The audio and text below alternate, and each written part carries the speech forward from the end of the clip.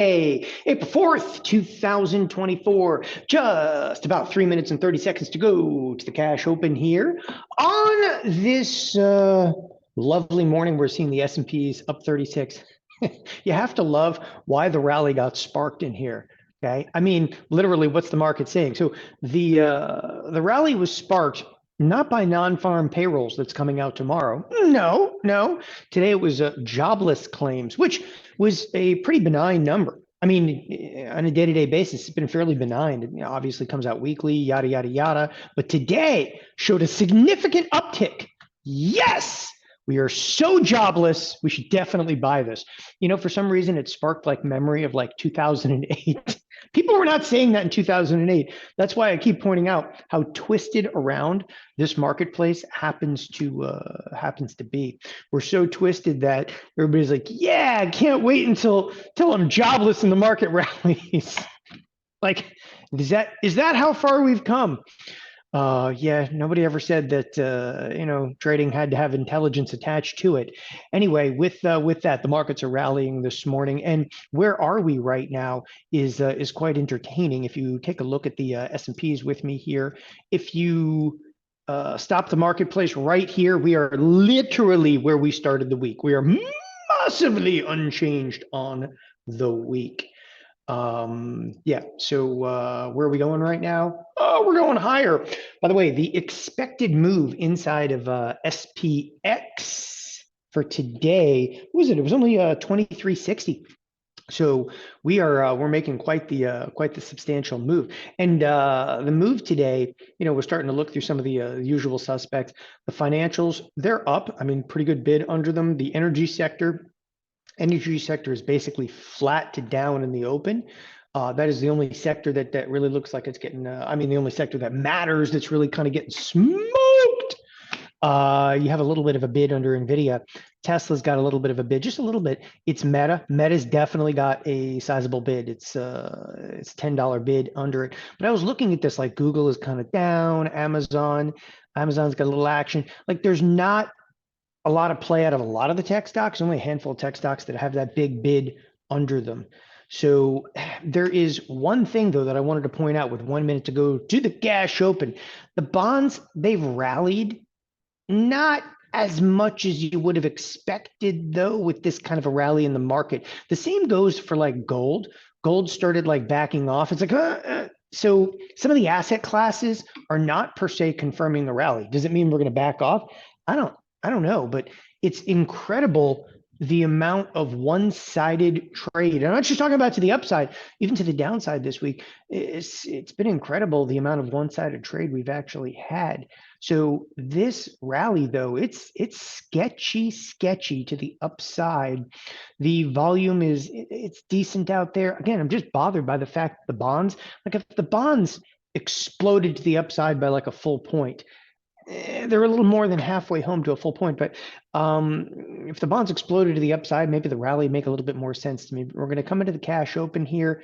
Huge positive ticks, huge positive advanced decline line. We'll go from there. Into the bell we go. Huge positive advanced decline line. People, that is full-blown correlation. Nowhere to run, nowhere to hide. Buy it or die. And you can see Google is like one of the only products that's actually down. Interestingly enough, the energy sector, which was down in the pre-market, is caught a bid right into the open, forcing its advanced decline line in the S&P 100 to just go full-blown correlation, which is good. Ticks are raging strong, almost 1,500 out there. Everybody's liking it. So there's some interesting action here early on. Not because it's sold off. It has to do, what I'm looking at right now is with what's moving on a percentage basis. Like it's pretty notable. The move today in NVIDIA, phenomenal. It's lost its mojo. It doesn't have its mojo. I don't think my shirt's black. Yeah, you might be colorblind, man. Maybe a little like charcoal, but it's got more color than that to it. I completely, you're talking about my shirt color over here, okay? You can go find this. It's at Costco, along with everything else I own. So I work in the guest house of my house. I can't have anything in the house because it's getting ripped apart right now. So I had to buy more clothes. So I actually have stuff in the guest house here too, just in case I have to like change a shirt. So if you say I'm going to wear a blue shirt and I'm wearing a blue shirt, I'll go in there and change it. I don't care, man. I'll do it. Okay. I'm just, handicapping everything to the opposite of what you're saying. We can bet on it and I'd go change the shirt. Anyway, with that, as I was saying, like the S&Ps, I'm not, okay. And throughout some of the rallies recently, I've been like, oh, the day is over, we're going to rally. And I'm sure Jeff Bierman is saying that right now. The day is over, we're going to rally. I'm not so sure today. I am not so sure today. There are some very strange moves on the tape. One of which obviously is going to be, you can point out Google, but Google's only one product. It's not going to, collapse the market. And Apple is not moving though with this either. Okay, Apple doesn't like you either. Apple is just holding on to 170 like it was grim death. This is one where I think I'm going to put a bearish in-out spread into Apple, if not today, tomorrow. Okay. Today actually be a good day if it continues to rally. But as I was saying, okay, I do not think that we hold it together all day. I think we're going to get some scares, at least some scares to the downside. Look, I don't want to sit here and preach to you in the first 2 minutes of a day that we're going to see a reversal. I don't want to sit here and do that because I don't think it's fair. Because I mean, are there signs of a reversal on the screen? No, not really. Listen, you have 98 products to the upside, okay, out of the S&P 100. So basically everything is up. So what do I see that looks odd? Number one, volatility. Volatility should be getting the crap kicked out of it. It's not yet, which is a conversation piece. Volatility can go lower as the day progresses. And if it goes lower as the day progresses, it kind of confirms that the marketplace is like, complacent, we're going to rally, yada, yada. The bonds have a bid under them. Okay. They have a bid under them, but it's not nearly as much as we would have anticipated. Okay. We also have, I think, no less than like 5 Fed speakers today, but the Fed speakers, look, we already got through Jerome Powell, and Jerome Powell's like, it's going to be okay. It's going to be okay. Anyway, so the bonds, they're rallying and they can continue to rally. And again, if you continue to rally, it confirms, the S&Ps should probably be up a little bit. We also have price action in the dollar. The dollar is down, but it's pretty nominal right now. Good reversal though in the last 3 days of the dollar. In any regard, those 3 things coupled, the move in the dollar is not as significant as I would have thought, which could continue. Okay, the move in the VIX is not as significant as I would have thought, which again can change, and the move higher in the bonds. So those 3 things kind of coupled, I think make the S&Ps, we're bid right now. There's no question we're bid. We're through the daily expected move. In fact, if the daily expected move is 2360, we're facing almost 2 deviation move. Okay. You know what's interesting about a day like today? We've moved so far. Okay. We've moved so far today. Today is like one of those days. Let's let this thing open and maybe we just take a shot. Because even if there's the slightest hint of a reversal, you realize how much money you can make off of that today. Like forget for a second about anything I just said about directional bias. Put aside all directional bias for a second. Look at this, okay? You have a marketplace that was expected to move today. Let's just call it 24 bucks, okay? So it was expected to move $24 higher, okay, or $24 lower. Where are we right now? Okay, we're up here, almost 2 deviations, right? So we're up here. Let's say that's 1 sigma. This is 2 sigma. We're somewhere right here, which is effectively up 40 handles, because 2 sigma would be like what, like 48 handles in here? You just take 24 times 2. So it would be like 48 handles. So we're somewhere up here. That's all kinds of chaos, because even if you're going to be wrong, okay, it's pretty good trade. Yeah, I guess you'd have to go into the spiders, maybe even the, I like the spiders. I want to go look at its implied volatility in the spiders for today is 15%. Implied volatility in the QQQ is higher. So it would behoove me, okay, if I'm going to do this, I'm going to do it for a cheap shot. You could even use like a 40 delta. It wouldn't be that bad. Just a cheap shot in here, okay? Take a stance early on. You know what? I'm gonna put that together. Fire! So I had a decent trade earlier this week in Qs. I made a little bit, but I kind of scratched on Tuesday in JP Morgan. Yesterday I didn't trade on an intraday basis, and today I'm taking obviously a shot. I just bought. Okay, copy and paste. I'll make this clear. Intraday trade in SPY. I'm buying this, and again, I might do let's get crazy. I could do a few more. I'm gonna let this thing kind of open up a little bit. This is a shot though for put your 60 cents in the line. Your 60 cents will be worth 0. But if we move down, it could be real and it could be spectacular. Like if you move down, it could be like worth 1, 2, it could be worth at least $2. I mean, easily like $2 with like a $2 move, but we'd have to obviously move down a little bit. In any regard, I love taking shots like this purely based on we're so stretched, because if you look at this and you do it, and again, one of the things I like to explain, okay, forget about whatever the spiders are doing. Oh, son of a, okay, forget about the spiders for a second. I'm serious, like forget about it. But forget about it. Don't worry about any of the directional bias that I talked about, okay? If you are consistent with setups, like the one thing in this business you got to be is rather consistent. You got to show up, you got to be consistent. So you look at this in terms of a distribution curve. So all I'm doing is trading because we're up here. That's it. Okay. And if I take a shot and risk $1, and I take a shot and I risk $1, and I take a shot and I risk $1, okay, 3 of the times I lose everything. Okay. One of the times I make money. Let's say one of the times we actually revert all the way back down to like 1 standard deviation to the downside. You realize that would be like +6. You'll still come out ahead. That's the point that I'm trying to make. It's just a really simple one, but you got to show up and you got to trade the same damn thing again and again and again and again. And you can't like sit here and be like, okay, so when are you going to get out? Okay. I'm going to tell you something about this trade. When am I going to get out? Okay. This is not a trade. When you go out and you risk 60 cents, fully, I'm risking 60 cents. I'm not, no if, and, or, but about it, but I risk the 60 cents. I'm swinging for the fences, man. I'm just trying to hit the cover off the damn ball.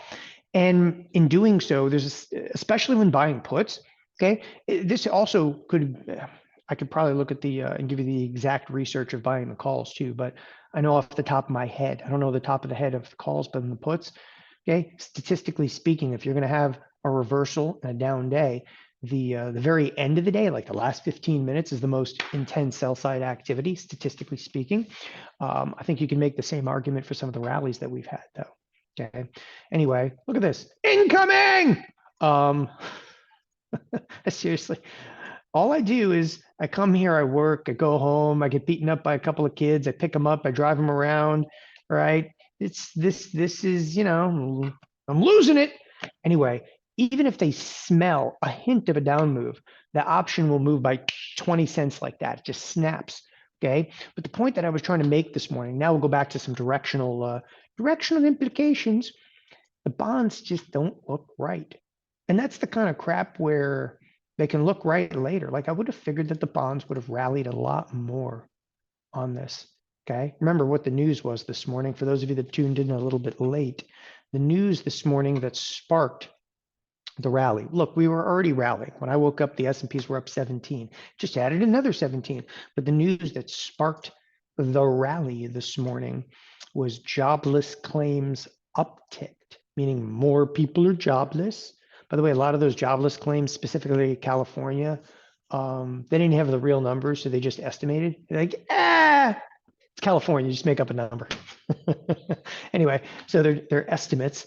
Anyway, the jobless claims uptick to the biggest degrees since January of 2023, right? So, which is whatever. It's the biggest uptick in jobless claims like in the last, 15 months. Woohoo! No one cares. Okay. But the marketplace was like, yeah, we love joblessness. Okay. And that's, again, the only thing I can think of this morning when I looked at that is it's just, it's a wild world you're living in when you're cheering, okay, joblessness, yes, it's the more people are jobless rally. Anyway, with that being said, by the way, this marketplace, okay, this thing's not going to go off into the night quietly. Just because you have 3 down candles here, we'll see what happens today. Again, I wanted to be in my SPY position though early. I wanted to be in it early because I mean you're already up like almost 2 standard deviations. Why not? Yeah. So as I was saying, for those of you that missed last night's video, I keep looking at this and thinking to myself, okay, so now we're seeing like jobless claims upticking, but I'm just going to be honest, man. I just don't understand like why the jobless claims, why anybody gives 2 craps about them. They're worthless. The jobless claims are worthless. It's a number that is so not only easily manipulated, okay? It is easily manipulated. It's estimated. It's far off. There's fraud in there. And I'm not saying that the states are fraudulent in giving you the numbers. The states are being defrauded. I mean, one of the biggest ones, I believe, was Massachusetts. It was like Massachusetts. The numbers were 5 sigma before anybody realized, oh my gosh, I think we're being defrauded. Like no one looked at the number and said like, oh, it's 3 sigma, it's 4 sigma. People were just, they basically found a way to get benefits without really even living in the United States. It's pretty interesting. What is this, a government operation? Anyway, $20 fast food minimum wage. You know what? There's always a sign. I'll eat an In-N-Out burger once in a while. I like In-N-Out burger. So I remember I spent like my teen years in California. That's why I make fun of California, because I spent my teen years there. And I kind of grew up eating like In-N-Out burger. In-N-Out burger, though, didn't really do it for me. Fat burger did. Oh, fat burger was good. Okay. Back when they never cleaned the grease traps, back in the good days, the good days. Anyway, In-N-Out burger here in Arizona, they have a sign right on the window, $21.50, like starting wage. I'm like, that's it. I'm going to flip burgers. This is not working out for me. I'm going to flip some burgers over there. $21.50. Okay. When I was a kid, I made $4.25. Okay. I think still, what's the federal minimum wage? Federal minimum wage is what? $7.25? $7.25. You can work like an hour and get a cup of Starbucks. It's insane. One of the points I was making yesterday, there's a lot of retailers that are becoming disconcerting. And if you missed last night's video, it's okay, because I only got to go through this like really briefly, but Jeff Bierman and I, yeah, Fat Burger is good. I used to go to the one down in Redondo Beach. I'm talking to Jeff Bierman, by the way. Forget about the rest of you. I'm talking to Jeff Bierman, Fat Burger. There was one in Redondo Beach. I think that may have been the original one. Holy crap, was it good. Anyway, there's a number of retailers. I'm picking on Lulu today because it's just in a absolute nosedive. Pull up. And then some of the other retailers, like even like home improvement stores, started to tank in the last couple of days. Again, on a year-to-date basis, like Home Depot is still up. It's still up almost 5%, right? You look at Lowe's. Lowe's has been killing it, but it was up almost 20%. Now it's only up. It had a 10% slide in the last couple of days. No one is paying attention to this. Retail got freaking hammered in the last couple of days. Look at Restoration Hardware, scared the living crap out of everybody. This, okay, is a full-blown horrendous move after its earnings. And the point that I'm making over here, most of these, okay, were earnings related, which means that's real kind of brass tacks, like that sucker got hit. But Home Depot and Lowe's are not. They're not, earnings related. Restoration Hardware absolutely is earnings related. Remember, it was up 20, almost 3% up here. It's almost 24%. Now it's only at 4%. That's a 20% decline. That's a bear, man. I see bears. Victoria's Secret, like, look, okay, no one goes to the damn mall anymore. I got it. But the other day it was, up on the year, and it was up on the year at one point 11% just recently. Now it's down 35%. Ralph Lauren hasn't taken nearly the hit that some of the other products, but this one, it's on my radar screen. It has been up 30%, and it has taken a hit, but just not to the amount of some other ones. This actually is the owner of like Tommy Hilfiger. Okay, good night. Thing was up 15%. Earnings come out. It's now basically down 11%. Nike sucks. It's down 15%. The earnings just ice that cake. Obviously, I just mentioned Lulu a moment ago, down almost 30%. Costco is getting interesting. But Costco has run up so much. Now, Costco is still up. Obviously, Costco, it starts to slide. Everybody on the street's going to pay attention. Everybody. And you should be paying attention right now. Ulta, okay, got just demolished yesterday. For those of you that missed about Ulta had a rough conference call where they said, okay, their retail was declining. Yesterday, they came out and said it was accelerating, that the decline in retail. And it's crazy because that only happened. All right. So here's their earnings. There was 1, 2, 3 weeks, not even 3 weeks after they had their earnings, and they said that their retail sales were starting to spiral downward. They came out and said it was worse. It's kind of cool, right? Kind of cool, kind of spectacular. And Five Below, okay, they don't like me. Five Below is like a crappy dollar store, except it's $5 and below. Inflation sucks. Anyway, I labeled this. We'll keep watching that. I called it retail is slipping. Okay, there's slippage. Let's go back over to my list over here. I wanted to bring that up and into scope because now you see jobless claims like upticking, whatever. Okay, again, I take a lot of the statistics coming out right now with a grain of salt because I have my own theory on this, and you can listen to it. Oh yeah, Levi. So Levi is actually amazing. I like that somebody brought that up because I actually have that on my list over here. Levi, son of a, okay. Levi's been absolutely amazing lately. All right, it's exploding back to the upside on this. But they just, for the first time, really figured out like this whole online sales thing. That's actually why it's higher. It's not an anomaly though. That's real and it's spectacular. But they finally figured out. So Levi though is coming from like we're almost out of business and we're coming back. Okay. In all fairness, this is more of a recovery story. Okay, than it is about retail right now. Apparently, they figured out this thing called the internet. It's spectacular. Internet sucks now compared to what it was like 15 years ago. That's just my opinion. But hey, let me know. What do you guys think? Internet, does it suck? It's like one big friggin' shopping mall. I can't go on anything anymore. I hate it. Hate it. I find myself every day now, if I have questions and stuff, I use like ChatGPT. Okay. I'm using AI and short NVIDIA. Okay. GPU. I got your GPU right here. Anyway, I got my Lulus on. These are not Lululemon. Okay. This is some other crap I bought on the internet from China. Direct from China. How do I know? Because they actually were ordered from China. My wife orders everything from like Temu now. She's almost done with Amazon. Okay. Apparently we're Temu people. So that actually brings into a question. If my family and my wife is not ordering so much from Amazon, this thing has a big bid under it.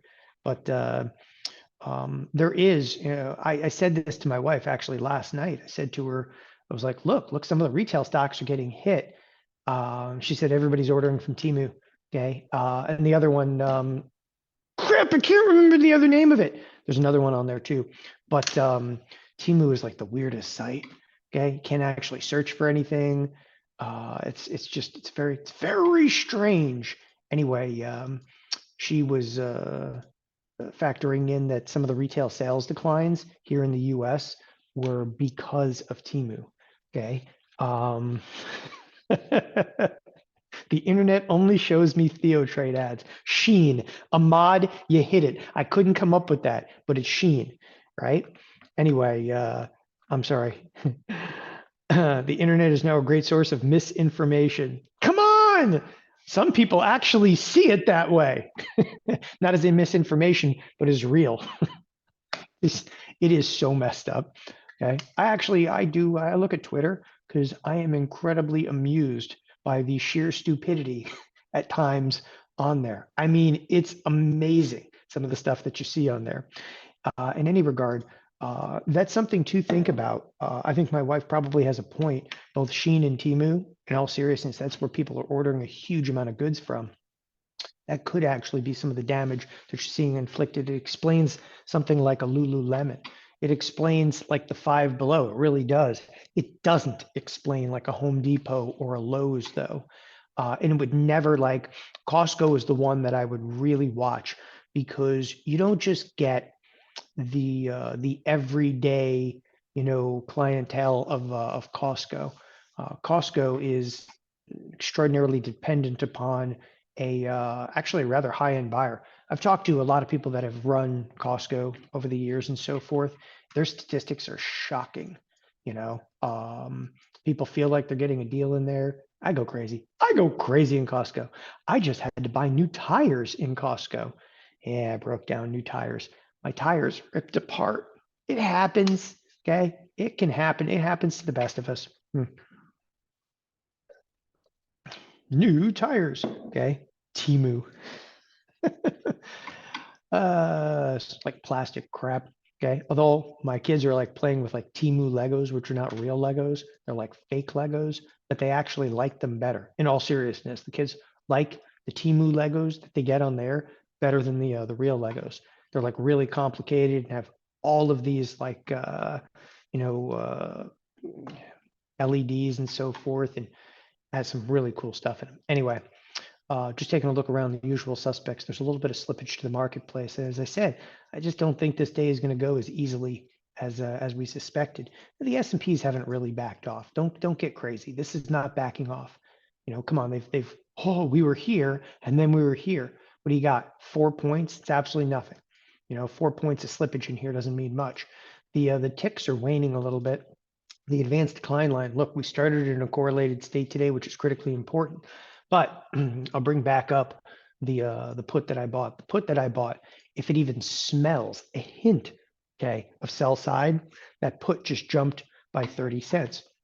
And that's the way it's going to work. That's why there's times when you're going to trade on an intraday basis, just take the shot, whatever, take the shot, close the eyes, and we'll see what happens. Now, Tony Rago does come on here in about 7 minutes. Okay. Walt was asking in the chat room, how long do tires last on Tesla? Well, on my Tesla, okay, what I save in gas, I spend on rubber. In my Tesla, there are no tires made that can actually take the torque of the vehicle. There aren't any. I'm hopeful that one day they have tires that can withstand some of the torque of the vehicle. Okay. I'm not, by the way, I don't drive around like a nut, but I do go from like standstill to 50 miles an hour in about 1.5 seconds, like wherever I go. You just go. It's fun. It's fun. But I don't like drive like a nut. I just exhibit the need to surpass any vehicles that are around me. I'm always on the road by myself because nothing can accelerate like that thing, which apparently does eat a little bit of tire. It's good stuff. Yeah, they're actually, in all seriousness, they don't even warranty the tires for the Tesla that I have. They won't warranty them. They just go like, whatever. You're just going to buy tires. How often? I don't know, like every 18 months. I've had it for about 18 months, and this is it's my first set of tires on it. So don't worry, I'm almost at 10,000 miles. I barely even live here. Okay, barely even live here. Tires weren't that expensive though. So $2,000, $2,000 for a set of 4 tires. Okay, and you might think that that's outrageous, but it's if you haven't bought tires in like the last 2 years, they're triple what they used to be. I remember like just a few years ago, I got sets of tires for like $800. Now it's yeah, that's going on. By the way, Google continues to slip a little bit here. Microsoft has a bit under it that's actually waning a little bit. You have Nvidia coming in. One thing that's very apparent in today's trade Okay, I'm actually going to take you into it because I can see it without even opening up the chains. The option, we're up, but there's no squeeze to it. There's no squeeze, no gamma squeeze going on in NVIDIA. Okay, clearly Meta is seeing that activity. Meta is the only thing that's really kind of full blown like squeezing here. But look at this. The call buying is not, it's not crazy. It's not that intense. Okay. And I mean, call buying is traded at the ask or above. There's still, okay, a lack of what was here 3 weeks ago was incredible. Like there was just call buying and people were just going nuts, right? But the call buying that was going on was so clear. This is like there's 7,000 contracts being bought, over 7,000 contracts being sold. And again, I'm looking at traded at the ask or above. Okay. There was fierce call buying 3 weeks ago that was completely different, that was actually driving this marketplace. I reiterate, those squeezes are, okay, and have at this point dissipated. Like, look, there's definitely call buying activity in Microsoft. And I'm not saying that it can't be turned back on. Turn those machines back on. And there's definitely call buying in here, but the size, okay, it's just there's not the fierce trade at the ask or above. There's still good size overall. Don't think that there's not, but it's just we're in a different place right now. We're in a very different place. I wanted to look over here at the energy sector. The energy sector continues to have a bid. Okay, I'm really concerned right now. Inflation. Really concerned about inflation. So you have retail sales that are coming down a little bit. You have oil that's exploding up, and you have the Fed that's just like, just don't worry, man. Maybe we'll cut later this year. Okay. Remember about our Fed.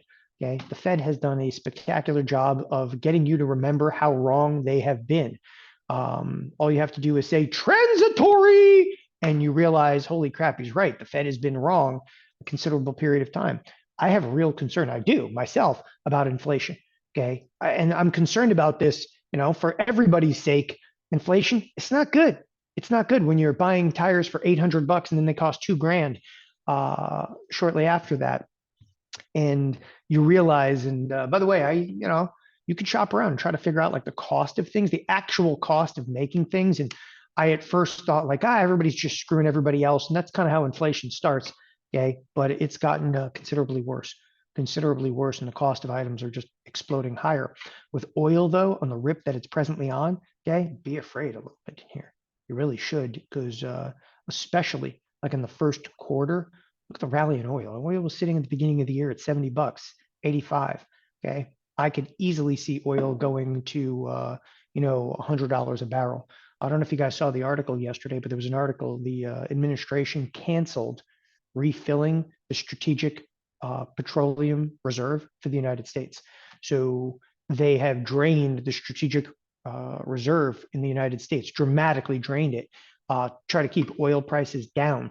And it's again, it's a tactic. Obviously, it's a big time political tactic, neither here nor there. But as oil was actually bidding up, they basically said it's $85 a barrel. We can't refill at $85 a barrel. So they abandoned the idea. Okay. And the interesting thing about it yesterday, okay, because the news actually broke, it didn't cause oil to back off at all. The oil just like whatever. Okay, there's so much geopolitical risk packed into this thing right now, but dangerous time, very dangerous time, not only for oil, but for inflation as a whole. So the S&Ps have done a little bit of slippage since the cash open. Okay, look, I just, to kind of summarize things, I'm not jumping on board over here with anything other than the idea, okay, that that line in the middle of your screen, I'm actually going to bring it up, okay, this line is the lower edge of the expected move. This line is where we started the week. As of right now, we are unchanged on the week. No if and or but about it. We're unchanged in the week. Like, look, we're what, $6 lower on the week. So the week is unchanged. If you take a look at the QQQ, bring up the QQQ, bring up its auto expected moves. The Qs are slightly higher on the week. So you have a little bit of a bid under the Nasdaq. The S&Ps, though, are largely unchanged. Okay. The trade that I have on, I put a trade on. I just wanted to take a shot. My shot is what? Maybe we have a pullback at some point today, right? We seeing almost a 2 standard deviation move. The S&Ps were up 40. Now they're only up 30. Look, we're not making any real money yet on that position. Okay. but I like to have some skin in the game when we're this far outside of a standard deviation on an intraday basis this early in the trading day. The only odd stock out today, and again, you can scream, it's news, it's this, it's that. So you're getting a little bit of a pullback inside of Google, but every ounce of a pullback in Google is being bought in Meta. Okay. They all like me, but I suggest to you, okay, first of all, there's a bid under Meta and there's clearly a big bid under Microsoft, but I suggest to you the squeezes that we have seen that have perpetuated these phenomenal rallies over the last 5 months, okay, they're attempted, but they're not nearly as prevalent.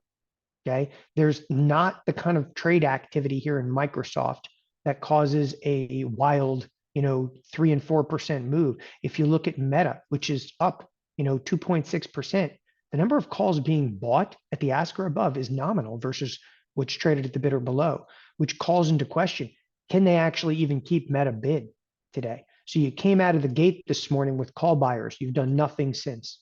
I want to keep that in scope because if those call buyers don't come rushing back in, this product's going to fade. With that, I do have to turn it over to Tony Rago. He's going to be coming on here momentarily. So please stay tuned. I'm going to jump off, get Tony. He's waiting in the wings. Stay tuned. Tony Rago is coming on right now.